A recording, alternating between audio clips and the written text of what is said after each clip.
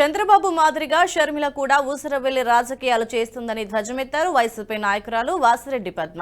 తెలంగాణలో పార్టీ పెట్టి ఏపీకి వ్యతిరేకంగా మాట్లాడిన తాను ఇప్పుడు మళ్లీ ఏపీ ఎందుకు వచ్చారో చెప్పాలంటూ డిమాండ్ చేశారు. చంద్రబాబు కుట్రలో షర్మిల పావుగా మారారని, కడప ప్రజలు అది అర్థం చేసుకుంటారని తెలిపారు వాసిరెడ్డి పద్మ.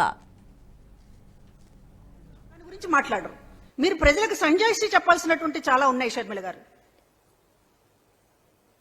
మీ వ్యక్తిగతమైనటువంటి ఎజెండాతోటి కోర్టుల పరిధిలో, విచారణ పరిధిలో ఉన్నటువంటి అంశాలని భూతద్దంలో చూపించి ప్రజల ముందు ఏదో మాట్లాడాలని చెప్పి ప్రయత్నిస్తున్నారు. కడప ప్రజలు అర్థం చేసుకుంటారు, కానీ బయట ఉన్నటువంటి వాళ్ళకి వాస్తవాలు చెప్పాలి గనక మేము మాట్లాడాల్సి వస్తుంది తప్ప కడప ప్రజల గురించి మాకు ఎటువంటి భయము, ఆందోళన లేదు. వాళ్ళు ఇట్లాంటి కుట్రల్ని ఎన్నో చూశారు. కాకపోతే స్వయంగా షర్మిల గారు కూడా ఈ కుట్రలో భాగం కావడం, పావుగా మారడం అనేటటువంటిది ప్రజలు జాలి పడుతున్నారు. కానీ ప్రజల ముందు పదే పదే మాట్లాడుతున్నారు కనుక కొన్ని విషయాలు మీరు సంజాయిషి చెప్పాల్సినటువంటి విషయాలు ఉన్నాయి.